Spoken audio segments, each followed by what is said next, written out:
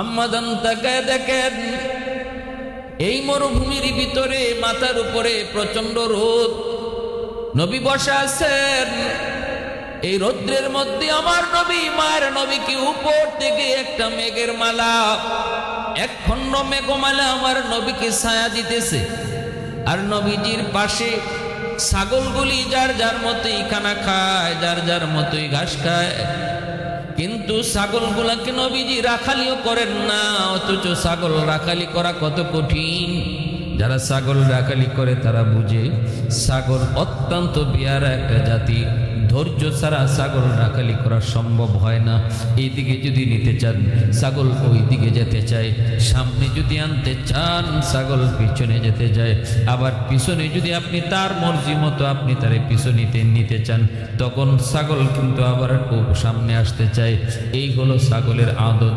আপনি যেদিকে নিতে চাইবেন ছাগল ওদিকে কখনো যেতে চাইবে না। এজন্যই আল্লাহ পাক রব্বুল আলামিন সকল নবী পয়গম্বরগণকে আল্লাহ ছাগল রাখালি করাইছেন, কারণ এমন উম্মত আমি আল্লাহ তোমাকে দিব। এরে নবী শোনো আমার বন্ধু, এমন উম্মত আসবে যে উম্মতের স্বভাব হবে ছাগলের মতো। অতএব ছাগল রাখালি কইরা ধৈর্যের আল্লাহ পরীক্ষা নেন। সকল নবী পয়গম্বরগণ ছাগল রাখালি কইরা ধৈর্যের পরীক্ষা দিয়েছেন। মায়ার নবী দয়ার নবী বসা আছেন। আম্মা জান ছাদের উপর থেকে তাকায় দেখেন নবীর ছাগলগুলাকে রাখালি করতেছে জঙ্গলের বাঘ। আর আমার নবী গরমের মধ্যে বর্ষা, আমার নবীকে বাতাস দিতেছে বিষাক্ত সাপ। মায়ার নবী দয়ার নবী বসা আছেন, সাপ নবীকে বাতাস দেয়। এই দৃশ্য দেখা মাত্রই আম্মা জান বুঝে ফেললেন আমার রাখাল সে তো কোনো রাখাল নয়, সে তো সাধারণ কোনো মানুষ নয় গো, সে তো মহান একজন মনীষী, যারে বাঘে চেনে সাপে চেনে, সে তো সাধারণ কোনো মানুষ নয়। তাকে দেখেন নবী পানি খাওয়াইতে নিলেন কুয়ার কাছে। কুয়া থেকে বালতি উঠে পানি পান করাইতে হয়, কিন্তু আম্মা জান দেখেন নবীজি ছাগলগুলা নিয়ে কুয়ার কাছে যাওয়া মাত্রই কুয়ার পানি নিচ থেকে উপরে উঠে গেল, অটো উপরে উঠে গেল। আর ছাগলগুলি পানি খাওয়া শেষ করার পর কুয়ার পানি আবার নিচে গেল। আম্মা জান এবার বুঝলেন আমার রাখাল সাধারণ কোনো মানুষ নয়, যার ইচ্ছা মতো কুয়ার পানি উপর থেকে নিচে যায়, নিচ থেকে উপরে উঠে। নবীজির প্রতি মহব্বত আর ভালোবাসা বাড়তে শুরু হলো। নবীজির প্রতি দুর্বল হতে লাগলেন। এই দিকে আম্মা জান সিদ্ধান্ত নিলেন তার ব্যবসায়িক সমস্ত কার্যকলাপের চিফ ম্যানেজার বানায় দিবেন আমার নবীকে। ঘোষণা দেওয়া মাত্রই কয়েকজন ম্যানেজার বিরোধিতা করলো। আম্মা জান বললেন যদি তোমাদের মন চায় চাকরি করো, নতুবা চলে যাও, সিদ্ধান্ত ফাইনাল।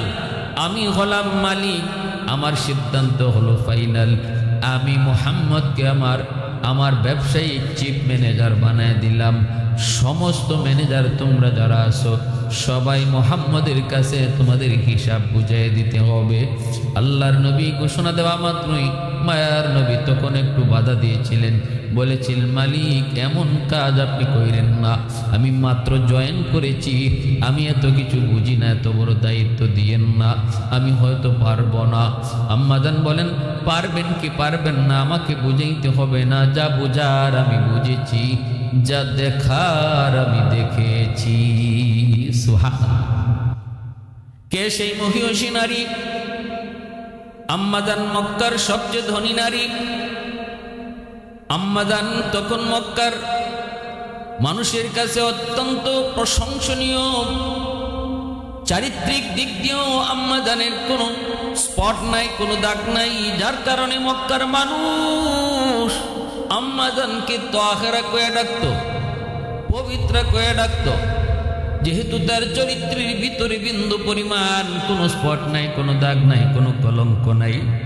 এজন্য আম্মা জানকে তারা তাহেরা কয়ে ডাকতো। যদিও ওই সময়টাতে মানুষের চরিত্র যে ভালো রাখতে হবে এর কোনো খেয়ালই তখন ছিল না, কারণ কোনো মানুষের চরিত্রই তখন ভালো না। যুগটা ছিল জাহিলি যুগ, অন্ধকার যুগ। অন্ধকার যুগে একজন নারী তার চরিত্রকে সুন্দর রাখা এবং পুত পবিত্র রাখা জেনতেন কোনো বিষয় নয়, অত্যন্ত কঠিন থেকে কঠিন একটা বিষয়। আমার আল্লাহ তার কুদরতি হাতেই আম্মাজানকে পুত পবিত্র বানায় রাখছেন, কারণ আমার আল্লাহ পাকের কুদরতি হাতে লিখা আম্মাজানের সাথেই তার হাবিবের বিবাহ বন্ধন হবে।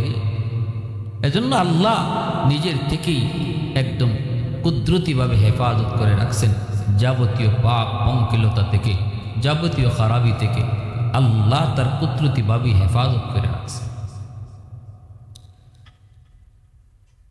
আবার অত্যন্ত সুন্দরী, যার কারণে মক্কার মানুষ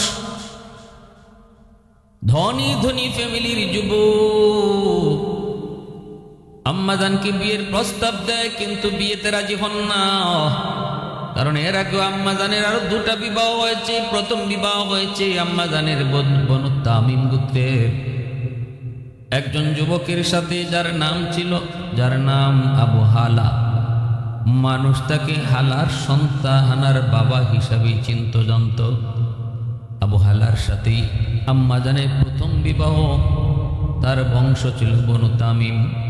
এই আবু হালা ইন্তেকালের পর তিনি আরেকটা বিবাহ বন্ধনে আবদ্ধ হয়েছেন, কিন্তু ওনার সন্তান, প্রথম ঘরের সন্তান আবু হালা, সেও এক সময় নবী কালেমা পরে মুসলমান হইয়া আল্লাহর নবী সাহাবী খাতায় নাম লিখান।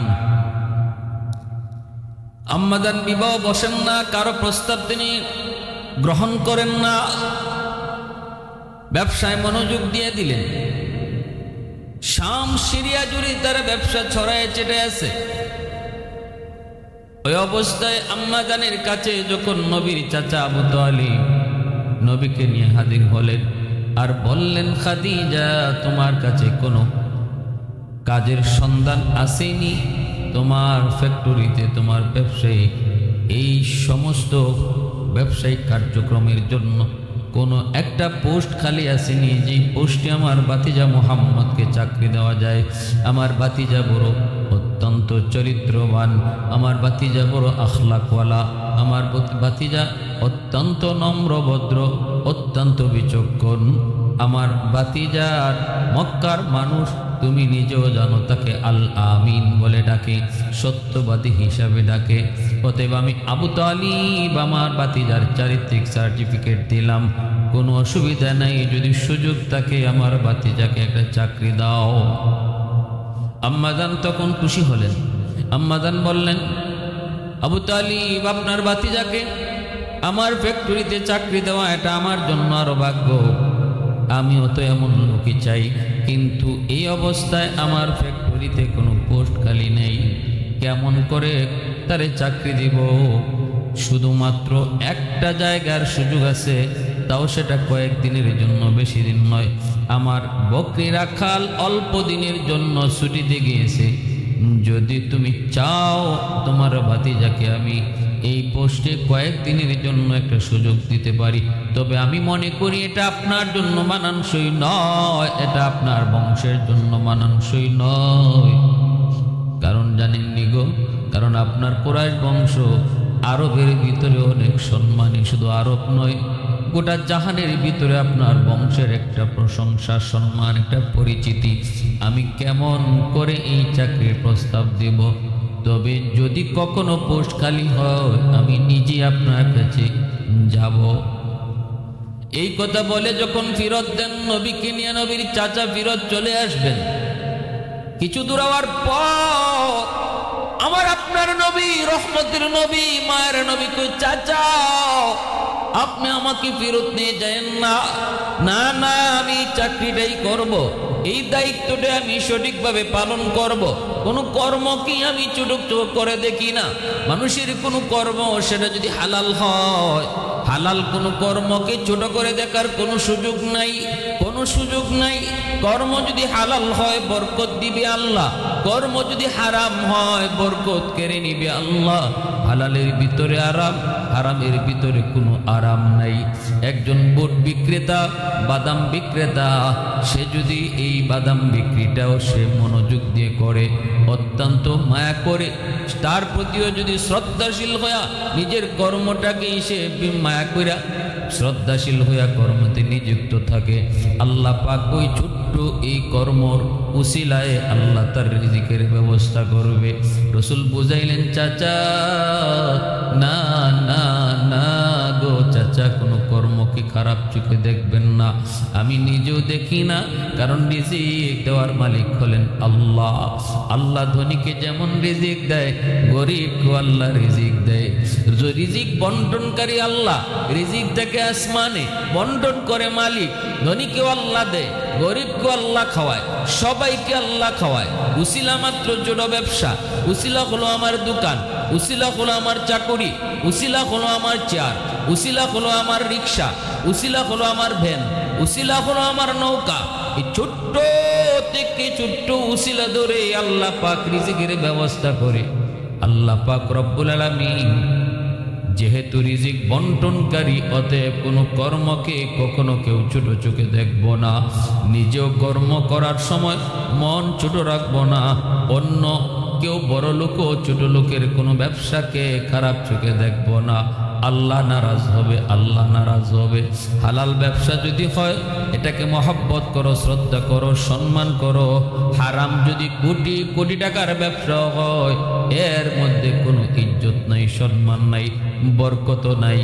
যদি হালাল ব্যবসা কম হয়, বরকত বাড়ায় দেন আল্লাহ।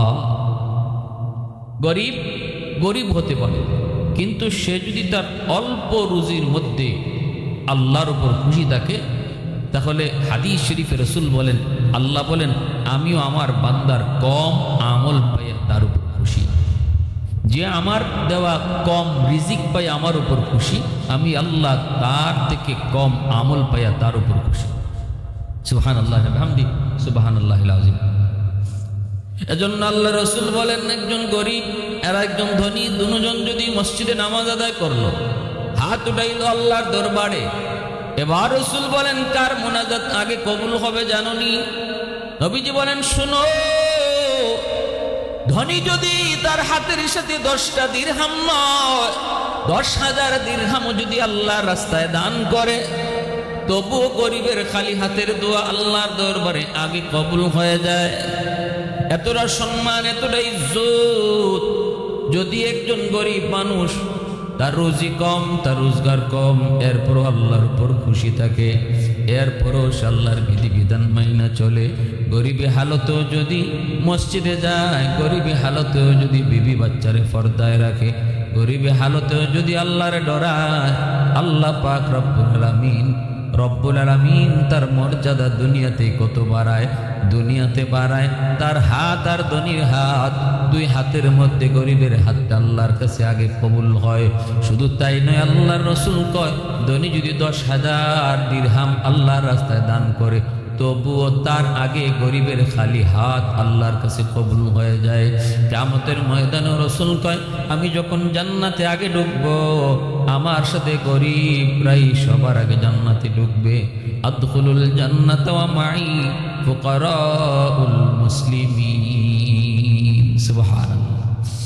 ওয়াল্লাইলু বিহি যুলফি মুহাম্মদ কাতারান্নুম, والليل بغي زلف محمد كترنم، والشمس برخسار أحمد كترنم، والفجر بغي صبح رسالتك بشارة، والعصر به دور نبوتك بشارة، ہر پھول میں روی مدینہ کا تبسم، ہر پھول میں روی مدینہ کا تبسم، شاخوں کی لچک میں بے قدا کا تکلم، یاسین سے مولا نے کبھی ان کو پکارا، حمیم کبھی اور کبھی توسین इशारा, ये रमज़ है कुछ आशिक़ माशूक़ के माबैन, समझाए जिन्हें खल्क़ों में एक सरवर कौनैन, समझाए जिन्हें खल्क़ों में एक सरवर कौनैन। এজন্যই রাসূল বলেছেন, চাচা আপনি ওই ছাগল রাখালিটাকে ছোট মনে করেন না। চাচা গো, ছাগল রাখালিটাকে ছোট মনে করেন না, যদিও কাজটা ছোট কিন্তু 100% হালাল। আমি কাজের প্রতি সম্মান দেখাই। চাচা আমার আপনি এই কাজটাই দেয়া দেন। রিজিক তো দিবেন আল্লাহ, রিজিক তো মালিকের হাতে, রিজিক তো মানুষের হাতে না। কর্মের উপরে রিজিক আসে না, রিজিক বন্টন করেন আল্লাহ। চাচা রসুলকে নিয়ে আবার আম্মাজানের কাছে আসলেন। এর দ্বারা মেসেজ গোটা মুসলিম উম্মার জন্য। যুবকরা শোনো, বেকারত্ব সমাজের জন্য অভিশাপ, দেশের জন্য অভিশাপ, পরিবারের জন্য অভিশাপ, ব্যক্তির জন্য, তোমার নিজের জন্য অভিশাপ।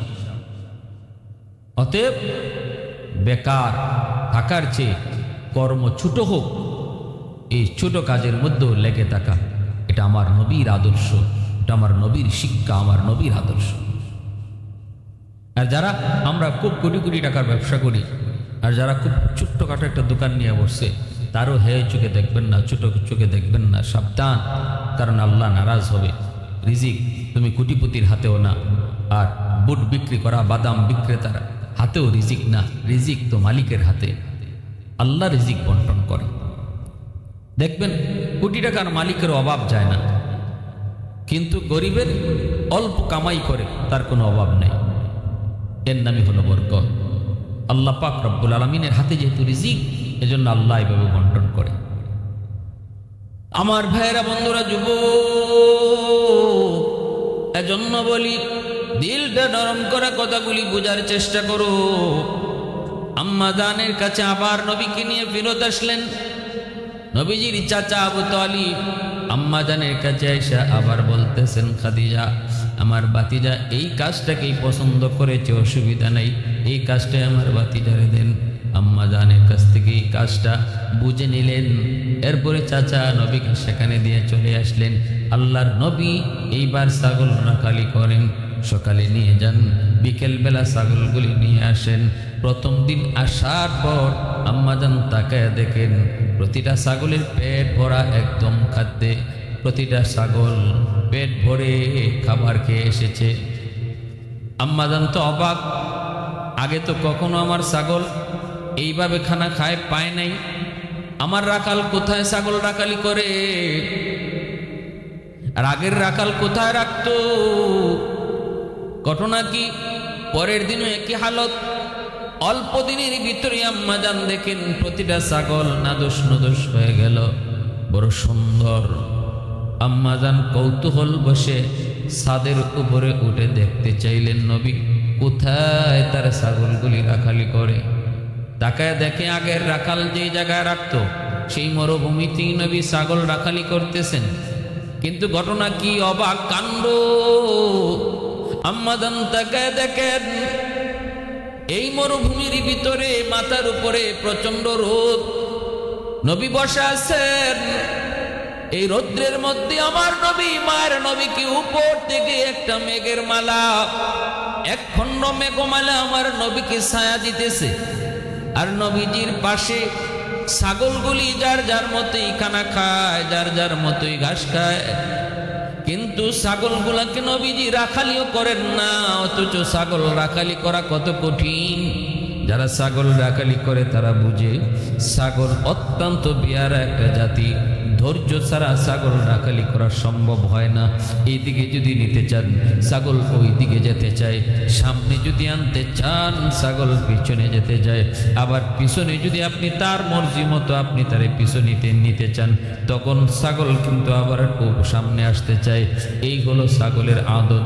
আপনি যেদিকে নিতে চাইবেন ছাগল ওদিকে কখনো যেতে চাইবে না। এজন্যই আল্লাহ পাক রব্বুল আলামিন সকল নবী পয়গম্বরগণকে আল্লাহ ছাগল রাখালি করাইছেন, কারণ এমন উম্মত আমি আল্লাহ তোমাকে দিব।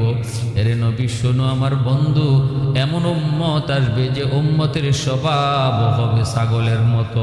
অতএব ছাগল রাখালি কইরা ধৈর্যের আল্লাহ পরীক্ষা নেন। সকল নবী পয়গম্বরগণ ছাগল রাখালি কইরা ধৈর্যের পরীক্ষা দিয়েছেন। মায়ার নবী দয়ার নবী বসা আছেন, আম্মা জান ছাদের উপর থেকে তাকায় দেখেন নবীর ছাগলগুলাকে রাখালি করতেছে জঙ্গলের বাঘ। আর আমার নবী গরমের মধ্যে বর্ষা, আমার নবী কি বাতাস দিতেছে বিষাক্ত সাপ। মায়ার নবী দয়ার নবী বসা আছেন, সাপ নবী কি বাতাস দেয়।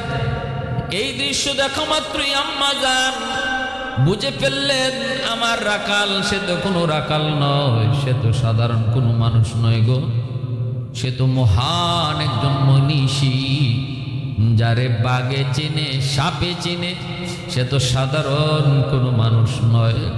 তাকায় দেখেন নবী পানি খাওয়াইতে নিলেন কুয়ার কাছে, কুয়া থেকে বালতি উঠে পানি পান করাইতে হয়। কিন্তু আম্মা জান দেখেন নবীজি ছাগলগুলা নিয়ে কুয়ার কাছে যাওয়া মাত্রই কুয়ার পানি নিচ থেকে উপরে উঠে গেল, অটো উপরে উঠে গেল। আর ছাগলগুলি পানি খাওয়া শেষ করার পর কুয়ার পানি আবার নিচে গেল। আম্মা জান এবার বুঝলেন আমার রাখাল সাধারণ কোনো মানুষ নয়, যার ইচ্ছা মতো কুয়ার পানি উপর থেকে নিচে যায়, নিচ থেকে উপরে উঠে। নবীজির প্রতি মহব্বত আর ভালোবাসা বাড়তে শুরু হলো, নবীজির প্রতি দুর্বল হতে লাগলেন। এই দিকে আম্মাজান সিদ্ধান্ত নিলেন তার ব্যবসায়িক সমস্ত কার্যকলাপের চিফ ম্যানেজার বানায় দিবেন আমার নবীকে। ঘোষণা দেওয়া মাত্রই কয়েকজন ম্যানেজার বিরোধিতা করলো। আম্মাজান বললেন যদি তোমাদের মন চায় চাকরি করো, নতুবা চলে যাও, সিদ্ধান্ত ফাইনাল। আমি হলাম মালিক, আমার সিদ্ধান্ত হলো ফাইনাল। আমি মুহাম্মদকে আমার ব্যবসায়িক চিফ ম্যানেজার বানায় দিলাম। সমস্ত ম্যানেজার তোমরা যারা আছো সবাই মুহাম্মদের কাছে তোমাদের হিসাব বুঝিয়ে দিতে হবে। আল্লাহর নবী ঘোষণা দেওয়া মাত্রই মায়ার নবী তখন একটু বাধা দিয়েছিলেন, বলেছিলেন মালিক এমন কাজ আপনি কইরেন না, আমি মাত্র জয়েন করেছি, আমি এত কিছু বুঝি না, এত বড় দায়িত্ব দিয়েন না, আমি হয়তো পারবো না। আম্মাজান বলেন পারবেন কি পারবেন না আমাকে বুঝাইতে হবে না, যা বুঝার আমি বুঝেছি, যা দেখার আমি দেখেছি। সুবহানাল্লাহ। যাক, আপনাকে 1 মাসের জন্য সিরিয়ায় ব্যবসার জন্য পাঠিয়ে দিলাম। আম্মাজান রসুলকে মালামাল সহকারী সিরিয়ায় ব্যবসার জন্য পাঠাইলেন, আর সঙ্গে দিলেন মাইসারাকে। মাইসারা আম্মাজানের গোলাম সাথে দিয়ে দিলেন, আর বললেন তুমি মুহাম্মদের খাদেম, আর পদে পদে যা দেখবা যা শুনবা সব নোট করে রাখবা। আম্মাজানের একজন বান্ধবী ছিল, খাস বান্ধবী, যার নাম ছিল নাফিসা। আর আম্মাজানের চাচাতো ভাই ওয়ারাকা ইবনে নওফল, ইনি ছিলেন পাদ্রী, উনি আসমানি কিতাব সম্পর্কে জ্ঞানী ছিলেন। এজন্য আম্মাজান যে কোনো বিষয়ে বান্ধবী এই নাফিসার সাথে পরামর্শ করতেন, আর চাচাতো ভাই ওয়ারাকা ইবনে নওফলের সাথে পরামর্শ করতেন। আম্মাজান রসুলকে পাঠিয়ে দিলেন সিরিয়ায়, আর মাইসারাকে বললেন তুমি সব নোট করে রাখবা। মাইসারা নবীর সাথে চলছেন এই উটের কাফেলা নিয়ে সিরিয়ার দিকে। আর ওই অবস্থায় মাইসারা কি দেখলেন, কি দেখলেন, যা কি শুনলেন, যা বুঝলেন সব তিনি নোট করছেন। দেখতেছেন রাস্তা দিয়ে যান, হঠাৎ করে মাইসারের নজরে পড়ল মক্কার আরবের এই মরুভূমিতে প্রচন্ড রোদ। নবীজি যেই দিকে যান আল্লাহর নবীর মাথার উপরে ওই যে আম্মাজান দেখেছিলেন এক খণ্ড মেঘমালা নবীকে ছায়া দেয়, এই ছায়া দিয়া দিয়া নবীকে সিরিয়ার দিকে নিয়ে যাচ্ছে। আর মাইসারা সাথে সাথে সেটা নোট করে নিলেন, আর দেখতে লাগলেন। একটু পরেই দেখতেছেন মায়ার নবী দয়ার নবী যেই দিকে যাইতেছেন ওই দিকে সমস্ত গাছপালা ডানে বামে যা ছিল সবগুলি গাছপালার মাথাগুলি নুয়া নুয়া নবীকে সম্মান জানায়। আম্মাজান যে মাইসারাকে পাঠাইলেন, মাইসারা নিজের কানে শুনলেন পাহাড়ের পাথরগুলি নবী সালাম জানায়। আসসালাতু ওয়াসসালামু আলাইকা ইয়া রাসূলুল্লাহ, আসসালাতু ওয়াসসালামু আলাইকা ইয়া হাবিবাল্লাহ। নবীকে সালাম জানায়। আল্লাহর নবীকে নিয়ে সিরিয়ায় তিনি ঢুকলেন। সেখানে একজন ব্যবসার কাজে থাকা অবস্থায় একজন খ্রিস্টান পাদ্রীর সাথে দেখা হয়। ওই খ্রিস্টান পাদ্রী আমার নবীকে দেইখা ভবিষ্যৎবাণী করে দেয়, মুহাম্মদ তোমার নাম, বাবার নাম আব্দুল্লাহ, মার নাম আমেনা, আমি তাওরাত কিতাবে পেয়েছি। এই নামের আর এই আলামতের মানুষটাই শেষ জমানার নবী হবে। অতএব আর দেরি করবা না, সিরিয়া থাকা তোমার জন্য নিরাপদ না। এই পাদ্রীর ভবিষ্যৎবাণীটাও মাইসারা তার নোটের মধ্যে নোট করলেন। এইদিকে দিন যায়, আম্মা জান আমার নবীর অপেক্ষায় দিলের ভিতরে মায়া মহব্বত তো বেড়ে গেছে। নবীজির প্রশংসা যত শুনেন ততই শুনতে মন চায়। আম্মা জান বান্ধবীকেও বলে, মুহাম্মদ সম্পর্কে একটু কও। মাইসারা কয় খাদিজা, নাফিসা কয় খাদিজা তোমার চিফ ম্যানেজার, সে তো সাধারণ কোনো মানুষ নয়। তার এতদিনের ভিতরে তার আমানতদারি, তার সুন্দর চেহারা, তার সুন্দর কথা,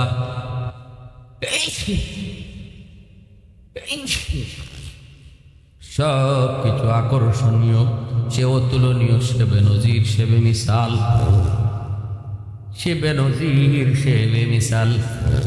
যত প্রশংসা শুনেন আম্মা জানের ততই শুনতে মন চায়। আমার ভাইয়েরা বন্ধুরা, মহব্বতের মানুষের নাম যত শুনে ততই শুনতে মন চায়। ভালোবাসার মানুষের প্রশংসা যত শুনে ততই শুনতে মন চায়। এটাই তো স্বাভাবিক। এই আটকাও যায় কেমন আটকাও।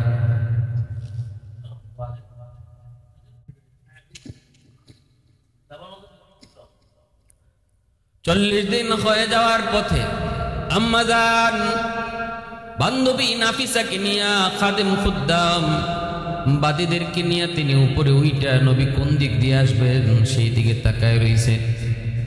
আর একে একে শুধু সবাইকে বলেন, মুহাম্মদ সম্পর্কে যে যত সুন্দর কথা বলবা তারে তত সুন্দর পুরস্কার দিব। আর আমার চিফ ম্যানেজার যে দিক দিয়ে আসবে সবার আগে যে দেখে আমাকে জানাইবা, ওই যে আপনার চিফ ম্যানেজার আসতেছে, সাথে সাথে সে গোলাম হলে তারে আমি আজাদ করব, বাদী হলে আজাদ করব, আর নতুবা সে যা চায় তারে তা পুরস্কৃত করব। সবাই তো ওই দিকে তাকানো, সিরিয়ার দিক থেকে কে আগে সংবাদ দেয়?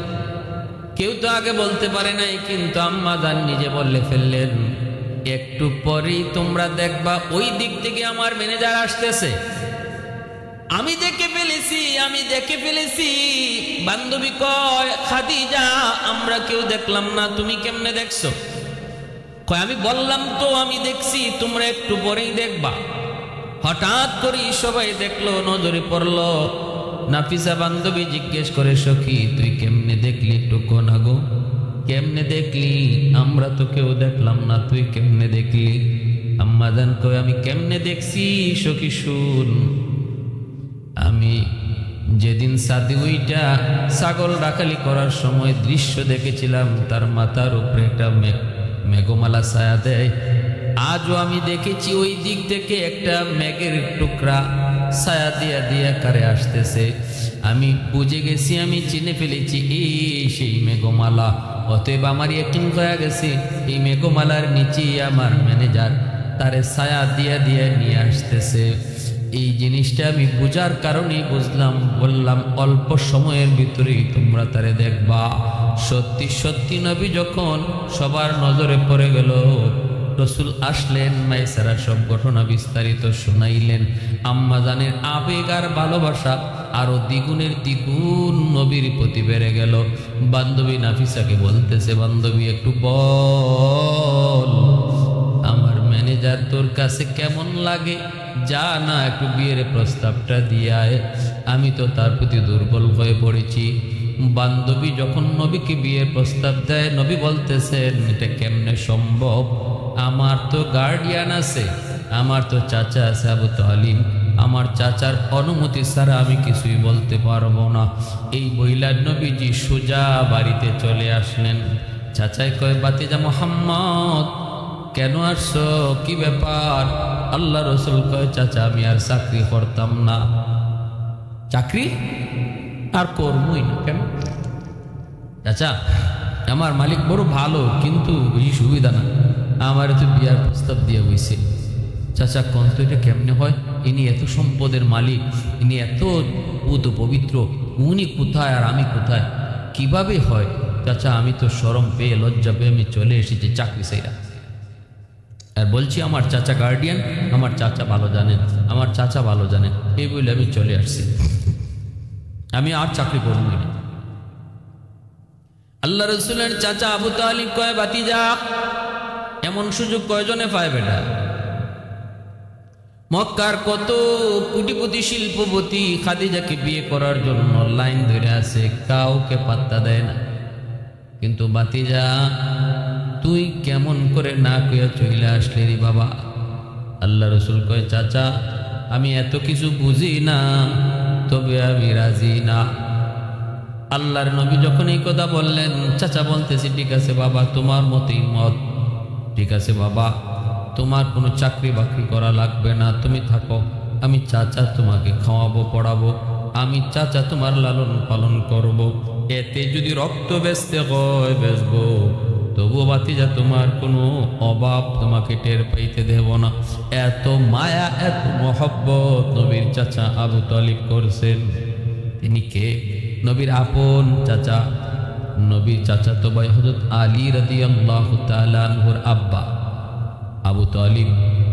যদিও কালেমা পড়ে মুসলমান হন নাই, কিন্তু আমার নবীর প্রতি ভালোবাসা ছিল এই পরিমাণ, এত ভালোবাসা এত মহব্বত। আল্লাহর নবী আফসোস করেছেন, মৌতের সময় নবী চোখের পানি জড়ায় জড়ায় যায়, কাঁদছেন, চাচা গো, চাচা আপনার জীবদ্দশায় কেউ আমার দিকে চোখ তোলার সাহস করে নাই। চাচা একটা বার শুধু আমার কানে কানে শুধু কালেমাটা পড়েন, কিয়ামতের ময়দানে আমি নবী কথা দিলাম, আমি আপনারে সাথে না লইয়া জান্নাতে যাব না। আবু জাহেল, উতবা, সাহেবা, বড় বড় লিডাররা কাছে তাকায়, নবীর চাচা আবু তালিব কালেমা পড়েন নাই। বলছেন, বাবা আমি জানি তুমি সত্য, তোমার ধর্ম সত্য, কিন্তু ইসলাম আনতে পারলাম না, ঈমান গ্রহণ করতে পারলাম না, কারণ আমার এই লোকগুলা আমার মরণের পরে আমার বদনাম করবে, আমারে কাপুরুষ বলবে, বলবে আবু তালিব সারা জীবন আমাদের বাপ দাদার ধর্ম পালন করেছে, মৌতের সময় বাতিজার ধর্ম গ্রহণ করে মরছে, এই বইলে আমার বদনাম করবে। আমি জানি তোমার ধর্ম সত্য, তুমিও সত্য, এরপরও আমি ঈমান আনতে পারলাম না। বারবার নবী পিরাপিরি করতেছিলেন, তখন আল্লাহ জানাইছে, বন্ধু আর চেষ্টা করো না, ইন্নাকা লা তাহদি মান আহবাবতা ওয়ালাকিন্নাল্লাহা ইয়াহদি মান ইয়াশা। বন্ধু তুমি যারে চাও তারে হেদায়েত দিতে পারবা না, হেদায়েত দেওয়ার মালিক হলাম আমি আল্লাহ।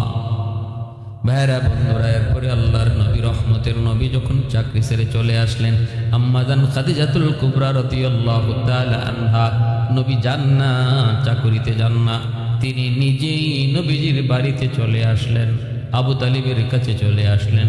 আল্লাহর নবীর চাচা আবু তালিব আম্মাজান খাদিজাতুল কুবরাকে দেইখা তো অবাক। খাদিজা ব্যাপার কি, গরিবের বাড়িতে হাতির পাড়া? আম্মাজান কয়, না আমি আপনার কাছে ভিক্ষা চাইতে এসেছি।